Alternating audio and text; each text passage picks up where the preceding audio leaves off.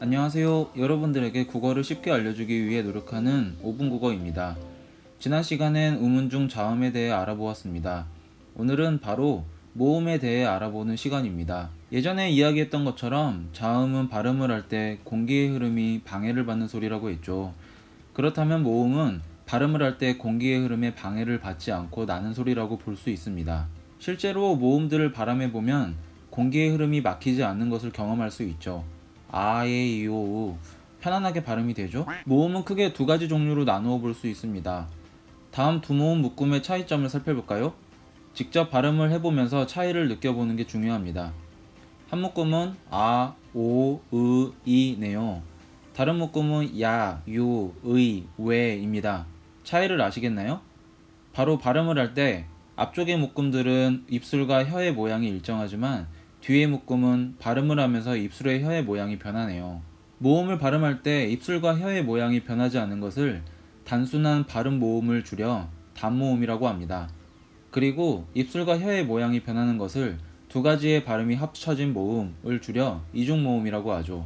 그럼 단모음부터 살펴보도록 하겠습니다. 모음 중에 제일 기본이 되는 친구는 무엇일까요?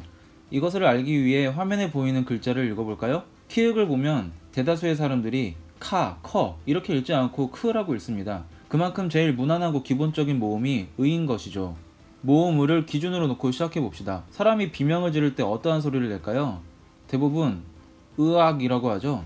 놀라며 턱이 벌어지며 낼 수 있는 모음 3개가 이렇게 펼쳐집니다. 으는 턱과 혀의 높이가 가장 높을 때 나는 모음이라 고모음, 아는 턱과 혀의 높이가 가장 낮게 내려왔을 때 나는 모음이라 저모음, 마지막으로 어는 그 사이에서 소리가 나 중모음이라고 합니다. 다시 으를 기준으로 돌아와 봅시다.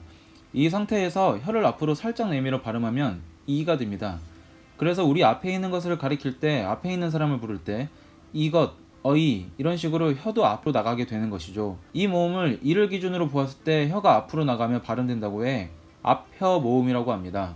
물론 한자로 앞전에 혀 설자를 써서 전설 모음이라고 사용하는 것이 널리 알려져 있습니다. 으어악과 같은 원리로 이 역시 턱을 내리며 발음하면 이에 모음 3개가 펼쳐집니다. 그래서 다음과 같은 모음표가 만들어지게 됩니다. 모음 발음을 하나 살펴보고자 합니다. 바로 에와 에입니다.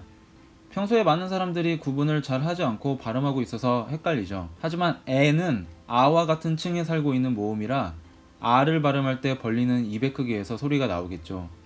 에는 어와 같은 층에 살고 있는 모음이니 어를 발음할 때 벌리는 입의 크기에서 소리가 나올 겁니다. 다음으로는 입술을 동그랗게 만들어내는 모음을 살펴볼까요? 아무런 힘을 들이지 않고 입술을 동그랗게 말아 소리를 낼 때 모음 우가 편안하게 나옵니다. 그래서 보통 야유를 보낼 때 사람들이 우라고 하죠. 반면 감탄을 할 때 턱을 살짝 내리며 오라고 합니다. 이제 좀 앞으로 가보겠습니다. 혀를 살짝 앞으로 내민 상태에서 입술을 동그랗게 말면 위가 되고 그 소리보다 좀 더 턱을 낮추면 위가 되네요. 이렇게만 설명하면 단순한 것 같지만 사실 좀 복잡한 문제가 숨어 있습니다. 바로 우리의 위, 외의 발음 문제죠. 위를 발음해 볼까요? 저도 그렇지만 여러분들도 우이라고 발음할 것입니다. 외를 발음해 볼까요? 대다수는 우회라고 발음할 것입니다. 그래서 귀신을 구이신이라고 발음하고 참외를 참외라고 발음하죠. 지금 공부하고 있는 모음은 단모음입니다. 단모음의 뜻이 무엇이었나요? 바로 발음을 할 때 혀나 입술의 모양이 변하지 않는 모음입니다. 하지만 대다수가 이 모음들을 이중모음으로 발음을 하죠. 그럼 원래의 발음은 무엇일까요? 본래 발음을 들어봅시다. 이 축구 선수의 이름에 우리나라 모음 의가 들어갑니다. 실제 발음이 어떻게 되는지 살펴보도록 하죠.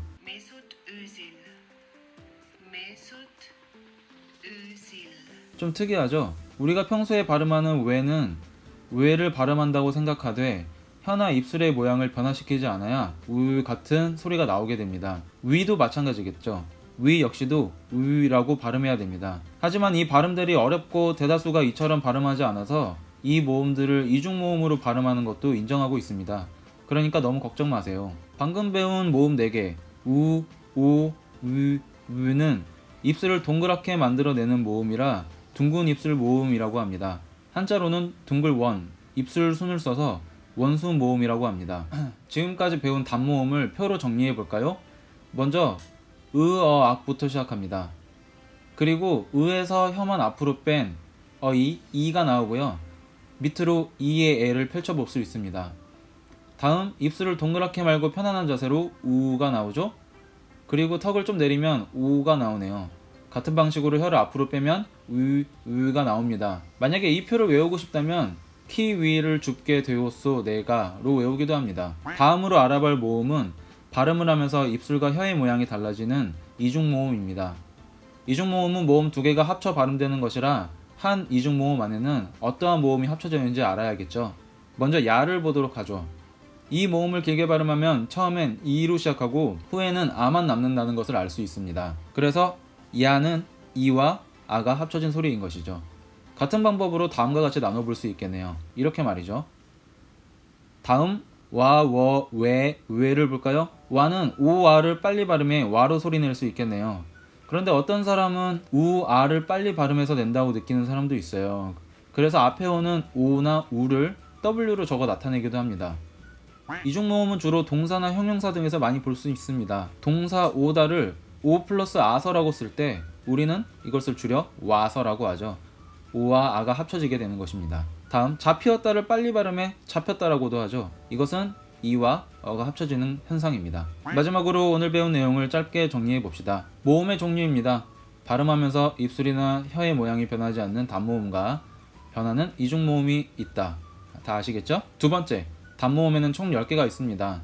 이 10개를 어떻게 분류할 수 있느냐? 혀의 높낮이, 앞뒤, 입술의 모양 등으로 분류할 수 있었습니다. 마지막, 이중모음 하나에는 두 가지 모음의 소리가 함께 난다. 잘 기억하세요. 자, 오늘도 공부하시느라 고생 많았습니다. 여러분들 이 영상이 도움이 됐다면 좋아요와 구독을 눌러주시고 궁금한 점이 있다면 댓글을 남겨주세요. 감사합니다.